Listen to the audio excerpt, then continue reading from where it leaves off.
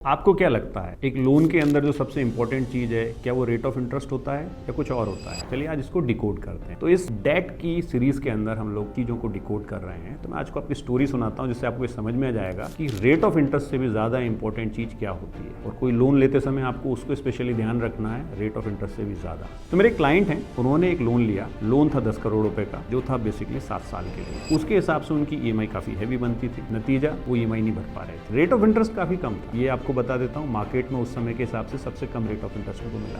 But problem ये थी कि रेट ऑफ इंटरेस्ट के चक्कर में उन्होंने लोन तो ले लिया, बट जब ईएमआई नहीं भराई, क्योंकि बिजनेस है और बिजनेस में अच्छा साइकिल और बुरा साइकिल दोनों आते हैं। उन्होंने अच्छे साइकिल के हिसाब से सोच के लिया था, जब बुरा साइकिल आया तो वो उसको पे नहीं कर पाए। तो जो रेट ऑफ इंटरेस्ट से भी ज्यादा इंपॉर्टेंट एलिमेंट होता है वो होता है आपका रीपेमेंट कैपेसिटी। और आपका रीपेमेंट कैपेसिटी कहाँ से पता चलेगा? वो आपको पता चलेगा आपके कैश साइकिल से। और ये कैश साइकिल क्या होता है, कैश फ्लो क्या होता है? ये होता है बेसिकली जिस दिन आपने अपनी फैक्ट्री में या अपने किसी भी काम के अंदर किसी भी गुड्स या सर्विस के लिए पेमेंट किया, और उसके बाद जिस दिन आप अपने कस्टमर से पेमेंट लेते हैं, उस टाइम फ्रेम को वर्किंग कैपिटल साइकिल बोलते हैं। कितने दिन का है? अच्छे दिनों का और बुरे दिनों का एवरेज आउट करके जो नंबर आता है वो आपका एवरेज होता है। फॉर एग्जाम्पल, गुड डेज में आपका पेमेंट 15 दिन में आ जाता है और बैड डेज में आपका पेमेंट 1 महीने में आता है। तो 15 + 30 45 डिवाइडेड बाय 2 जो नंबर आया वो आपका एवरेज वर्किंग कैपिटल साइकिल। तो ये वो नंबर है जो आपको ये बताएगा कि आपके पास हर महीने कितना कैश आता है और कितना जाता है। इसके आधार पर आपको अपने सारे खर्चे निकालने के बाद ईएमआई का पैसा निकालना चाहिए। उदाहरण के लिए,